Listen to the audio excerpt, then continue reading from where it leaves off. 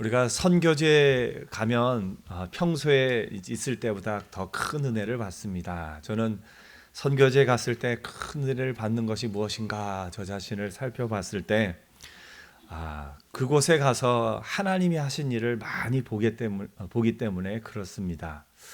이곳에서 지낼 때는 내가 한 일이 많이 보이는데 선교지에 가면 내가 한 일은 하나도 없고 누가 한 일만 있습니까? 하나님이 하신 일만 있습니다. 하나님이 하신 일 또는 하나님이 그 선교사님을 통해서 하신 일을 보면서 우리가 많은 은혜를 얻습니다. 광야에서 받는 은혜도 마찬가지입니다. 광야에 가면 내가 할 수 있는 것이 참 적습니다. 그 돌들을 떡덩이가 되게 할 수도 없을 뿐더러 마실 물 하나도 구하기 힘든 것입니다. 오로지 날씨와 물과 모든 것을 하나님께 의지하여 하나님이 하실 일만을 기대해야 되는 곳, 그곳이 광야입니다. 바라기는 하나님이 하실 일을 보는 선교지처럼 여러분의 삶 속에서도 하나님이 하신 일을 보며 사는 은혜가 있기를 축복합니다. 그런데 우리 삶 가운데 우리의 눈에 연약함이 있어서 우리는 보이는 것만 봅니다. 그래서 보이는 것만 보다 보니까 내 눈이 보는 것은 무엇입니까? 내가 이룬 것들이 참 많습니다. 내가 해낸 것들이 참 많습니다. 그래서 우리는 자주 눈을 감아야 됩니다.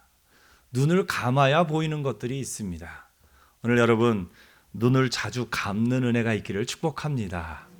눈을 감고 하나님 앞에 기도하면 하나님이 내게 하신 일들이 보입니다. 눈을 뜨고 있을 때 우리는 우리 삶 속에 내게 다가온 문제들, 아직 풀리지 않은 그런 일들, 내게 있는 그런 어려움, 나의 연약함, 그런 것들이 보입니다. 그런 것들이 보이게 되면 뭔가 부족해 보이고 약해 보이고 또 그것 때문에 마음의 불평과 불만과 그런 것들이 쌓이게 됩니다. 눈을 감으면 보이는 것들이 있습니다. 여러분, 눈을 자주 감는 은혜가 있기를 축복합니다. 눈을 자주 감고 하나님이 내게 하신 일들이 무엇인지를 볼 수 있는 믿음의 눈이 열리기를 축복합니다. 하나님께 대해서뿐만 아니라 사람에 대해서도 마찬가지입니다. 우리가 사람에 대해서 눈을 뜨고 있으면 그 사람이 내게 해준 일이 더 많이 생각납니까? 내가 한 일이 더 많이 생각납니까? 사람은 본성상 내가 한 일이 더 많이 생각납니다. 그래서 내가 한 일이 더 많이 생각날 때 그 사람이 내가 한 일만큼 나에게 어떤 것을 해주지 않으면 그것이 그렇게 서운함으로 다가오는 것을 봅니다. 우리 사람을 대해서도 눈을 감는 은혜가 있기를 축복합니다. 내가 그에게 한 일을 묵상하고 볼 것이 아니라 하나님이 그 사람을 통해서 내게 해주신 그 일들을 묵상하며 그것을 기뻐하는 저와 여러분 되기를 축복합니다. 우리 옆에 분에게 한번 이렇게 인사해 볼까요? 집사님 덕분에 제가 많은 것을 얻었습니다. 아멘. 오늘 여러분, 우리가 눈을 감고 믿음의 시각으로 보게 되면 하나님이 내 곁에 있는 사람들, 나의 가족들을 통해서 내게 주신 은혜가 얼마나 큰지 모릅니다. 특별히 여러분, 자녀들을 이렇게 키우고 나서 이제 내일 시험장에 가는 자녀들과 또 그 자녀들을 바라볼 때 그 자녀가 내게 해준 일이 더 크게 보입니까? 내가 수고하고 노력한 것이 더 크게 보입니까? 아무래도 자녀를 향해서는 내가 수고하고 노력한 것이 더 크게 보일 수 있습니다. 그러나 그 가운데서도 믿음으로 하나님 앞에서 눈을 감으면 하나님이 이 자녀를 통해서 내게 쏟아 부어주신 복들이 보이기 시작합니다. 여러분, 여러분이 부모로서 자녀에게 많은 것을 인간적으로 주었지만 그 가운데 하나님이 그 자녀를 통해서 우리에게 주신 복들을 우리가 때로 보지 못할 때가 있습니다. 오늘 여러분, 눈을 자주 감는 은혜가 있기를 바랍니다. 그래서 하나님이 그 사람을 통해서 나에게 주신 은혜가 얼마나 큰지 그것을 묵상하며 살기를 축복합니다. 오늘 바울이 갈라디아 교인들에게 편지를 쓰면서 너희가 하나님 앞에 뭘 자꾸 어떤 것을 하려고 하느냐? 해와 달과 절기를 지키려고 하는데 너희가 하나님 앞에 뭘 자꾸 하려고 하는 그런 율법주의자들과 그런 사람들의 그 미혹에 넘어가지 말라. 믿음은 하나님이 약속을 따라 우리에게 주신 것을 묵상하는 것이 믿음이지, 내가 하나님 앞에 무언가를 하려고 노력하고 그 노력한 것으로 내가 무엇을 얻을 수 있다고 하는 것, 그것이 아니다 라고 이야기하는 겁니다. 바울은 그것을 아들과 종에 대해서 비유하면서 이야기합니다. 아들이 되려는 종이 있습니다. 이미 아들인 자유자가 있습니다. 종은 아들이 되고 싶어서, 아들처럼 대우받고 싶어서 이런 일 저런 일을 주인 앞에서 합니다. 그 종은 그 주인이 한 일을 기억할까요? 자기가 한 일을 기억할까요? 종은 자기가 한 일을 기억합니다. 내가 이런 일도 하고 이런 일도 하고 주인을 위해서 이런 것들을 했는데 왜 나를 아무것도 안 한 저 아들만큼도 대해주지 않습니까? 하면서 종은 자기가 한 일만 묵상하면서 그 가운데 불평과 불만을 갖게 될 것입니다. 그런데 아들은 아들로서의 자유함을 누립니다. 아들로서 아버지가 내게 무엇을 주실 것인가 기대하면서 살아가고 있습니다. 왜 그렇습니까? 이미 아들이기 때문에 그렇습니다. 종은 자기가 한 일을 기억하고, 아들은 아버지가 해 주실 일을 기대하면서 삽니다. 이것이 다릅니다. 오늘 여러분, 아들로서, 하나님의 자녀로서 사는 은혜가 있기를 축복합니다. 이 아들과 종으로 탁 나뉘어지면 내가 어느 쪽이 분명한지 알겠는데, 근데 우리의 삶을 보니까 아들인데 여전히 종처럼 사는 삶이 있습니다. 여러분, 왕자와 거지 어렸을 때 읽어보셨죠?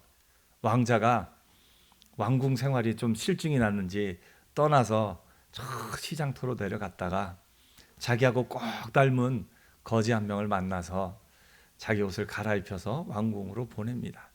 사람들은 그 옷을 보고 왕자인 줄 알고 데리고 옵니다.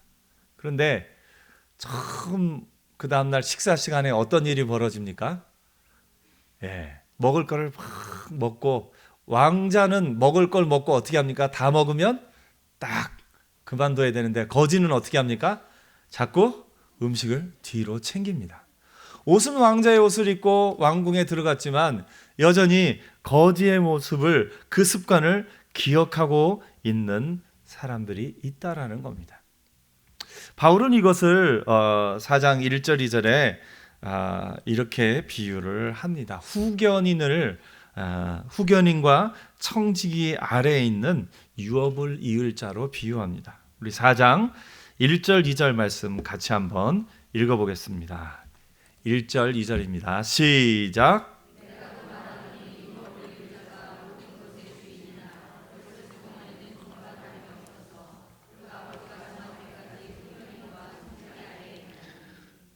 유업을 이을 자가 모든 것을 이미 받았지만 아직 그것을 누리지 못할 때가 있습니다. 아직 어린아이여서 그 주인이 다 물려주고 싶은데 아직 어린아이여서, 그래서 그가 장성하여 성년의 나이가 될 때까지 후견인과 청지기가 그 재산을 관리하고, 그 유업을 이을 아들은 그때까지는 아직 주인으로서의 살지 못하고 마치 종처럼 그 후견인과 청지기가 시키는 것을 따라 사는 모습을 바울이 비유하고 있습니다. 그래서 그런 모습 가운데 있다가 때가 되었을 때 하나님이 그 모든 주인으로서의 유업을 이어받도록 하셨다라고 바울이 비유를 하고 있습니다. 종은 자기가 한 일을 기억하고, 아들은 아버지가 해주실 것을 기대하며 삽니다. 오늘 여러분이 한 일들을 더 많이 기억하십니까? 하나님이 해주신 일, 그리고 하나님이 앞으로 해주실 일들을 더 많이 기대하며 살아갑니까? 바라기는 하나님의 자녀로서 사는 저와 여러분 되기를 축복합니다. 이 갈라디아 교회의 교인들은 처음에 예수를 믿었을 때는 너무나 큰 자유함 가운데 믿었습니다. 그래서 그 큰 자유함 가운데 바울을 얼마나 끔찍이 살아겠으면 눈을 빼어주라고 해도 줄 만큼 바울을 사랑했다라고 바울도 이야기를 합니다. 그 이고니온과 루스드라 그 지역에서 바울을 얼마나 존귀 여기고 그 복음으로 말미암아 하나님의 자녀가 되었다는 사실을 그들이 기뻐했습니다. 그런데 율법주의자들이 들어와서 너희들 삶을 봐. 하나님의 자녀가 됐다고 하는데 그렇게 살아서 되겠어? 율법도 지키고 날도 지키고 달도 지키고 절기도 지키고 할례도 행하고 이런 것들을 해야 정말 아들이 되는 거야 라고 말하면서 그들을 유혹하고 있습니다. 그 율법주의자들이 가장 많이 이야기한 것이 아브라함입니다. 그래서 바울은 아브라함의 예를 들어서 그들의 주장을 정면으로 반박합니다. 그들이 율법주의자들이 얘기한 게 뭐냐면 정말 아브라함의 자손이 되려면 아브라함의 자손으로서 할례도 받아야 되고 율법도 지켜야 된다. 그 핵심 가운데 할례라는 것이 있습니다. 바울이 성경을 들어서 논중합니다. 아브라함이 의롭다 여기심을 받은 것이 할례를 받기 전입니까? 할례를 받은 후입니까? 성경에 보면 창세기 17장에 아브라함이 할례를 행한 것이 나옵니다. 그런데 그 전에 창세기 15장에 하나님이 아브라함에게 내 자손이 많을 것이다. 아직 자녀가 없는 아브라함에게 말씀하면서 시청각 교육을 시키십니다. 바깥으로 데리고 나와서 하늘의 별들을 보여줍니다. 별들을 보면서 내 자손이 이와 같으리라 했더니 아브라함이 그 하나님의 말씀을 믿었습니다. 아브라함이 그것을 믿으니 하나님이 이것을 그의 의로 여기셨다. 무엇으로 여기셨다고요? 의로 여기셨다라고 성경이 말합니다. 할례를 받기 이전에 이미 하나님이 아브라함의 믿음으로 아브라함을 의롭게 여기셨다라고 성경이 기록하고 있는 겁니다. 그래서 바울이 아브라함 얘기를 하면서 봐라. 아브라함도 할례를 받기 전에 이미 의롭다 하심을 받았는데 너희가 그런 것들을 다 지켜야 의롭다 하심을 받는 것이 아니라 약속을 따라 믿음으로 의롭다 함을 받았다. 이미 받았다. 라고 선포하고 있는 겁니다. 오늘 여러분은 예수 믿음으로 이미 의롭다 함을 받은 것을 인정하십니까? 예. 의로운 사람은 어떤 사람입니까? 죄가 없는 사람이죠. 여러분은 죄가 없는 사람입니다. 아멘?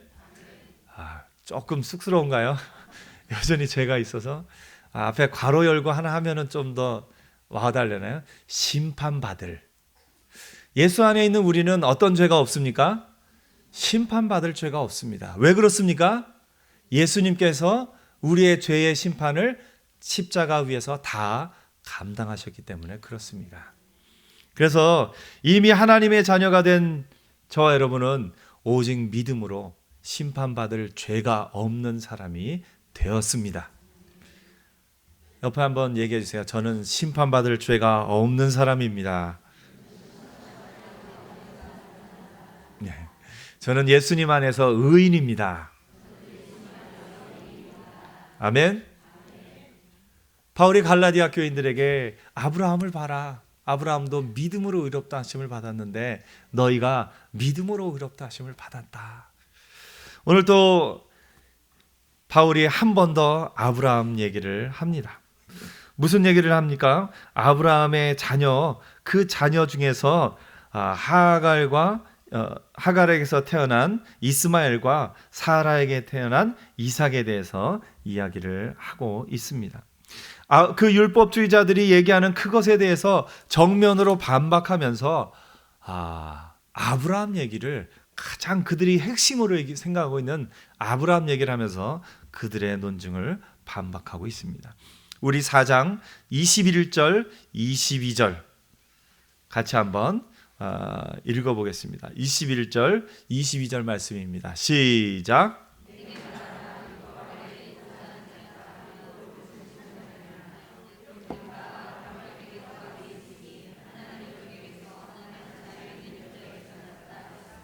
네.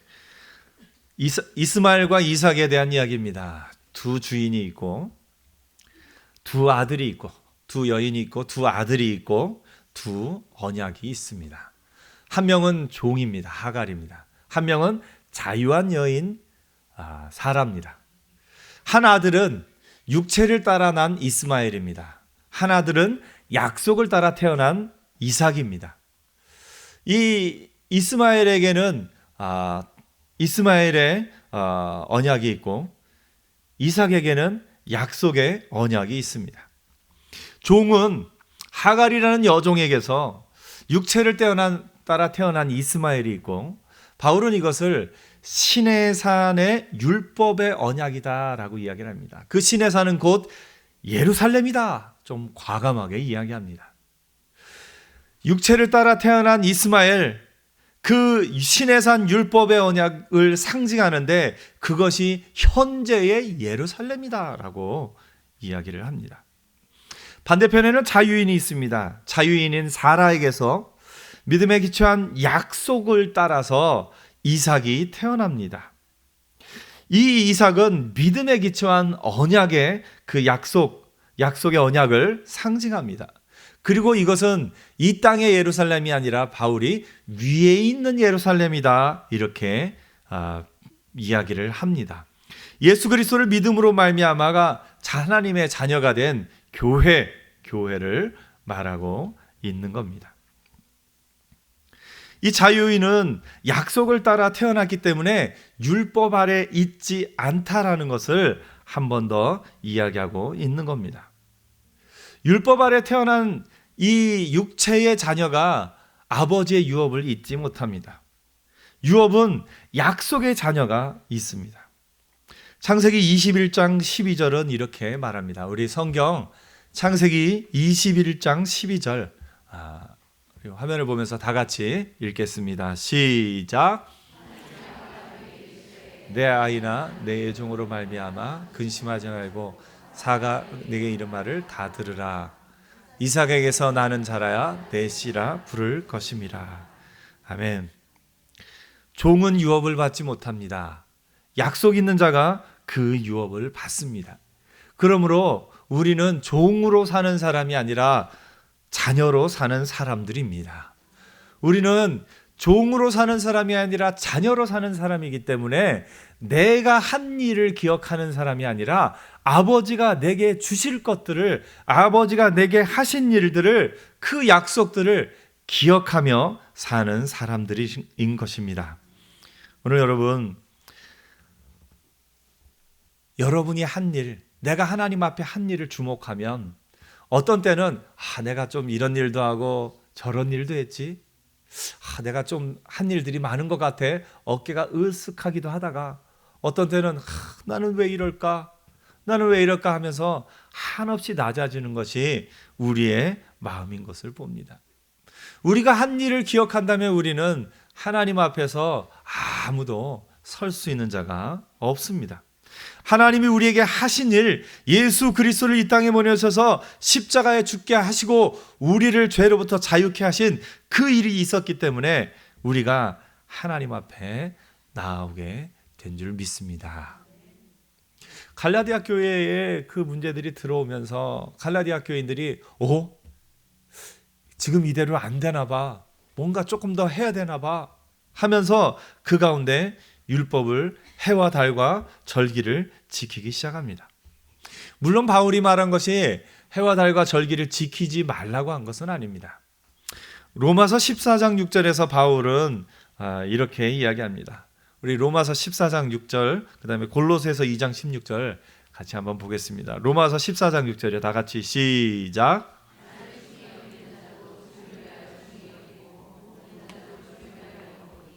이는 하나님께 감사하며 먹지 않는 자도 주를 위하여 먹지 아니하며 하나님께 감사하는. 나를 중히 여기는 자도 누구를 위하여요? 주를 위하여. 골로새서 2장 16절 같이 한번 읽어보겠습니다. 시작.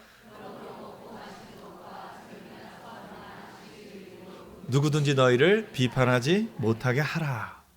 아멘. 바울은 이 날과 해와 달과 절기를 지키지 말라고 한 것이 아니라 그것을 통해서 우리가 나아갈 수 없다라고 말하는 겁니다. 그것을 통해서 우리가 의롭다 하심을 얻을 수 없다라는 것을 말하고 있는 겁니다. 여러분, 지난 시간에도 나눴지만 우리에겐 율법도 필요하고 복음도 필요합니다. 내가 조금 다른 사람보다는 좀 낫지, 어깨에 힘이 들어가고 교만하고 했을 때 우리에게는 율법이 필요합니다. 율법을 보면서 나는 죄인이구나, 나는 죽을 수밖에 없는 죄인이구나 하면서 그 율법을 통해서 낮아질 뿐만 아니라 복음 앞에 복음이 필요한 자임을 인정하는 것이 우리에게 필요합니다. 반면에 우리가 또 마음이 너무 낮아져서 낙심해서 그래서 내가 어찌할꼬 할 그때에는 복음이 필요합니다. 이런 나를 귀히 여기시고 이런 나를 사랑하셔서 예수님이 이 땅에 오셨지. 그 하나님의 아들이 나를 사랑하셔서 나를 위해 죽으심으로 내가 하나님의 자녀가 되었지.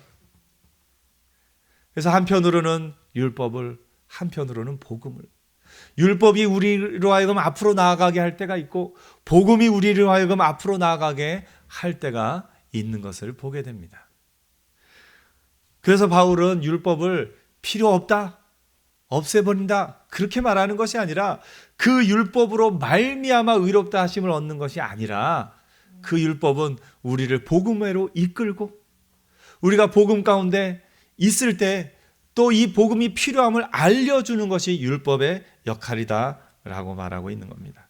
오늘 여러분, 율법으로 복음으로, 율법으로 복음으로 하나님 앞에서 우리 자신을 점검하면서 하나님 앞에 늘 나아가는 저와 여러분 되기를 축복합니다.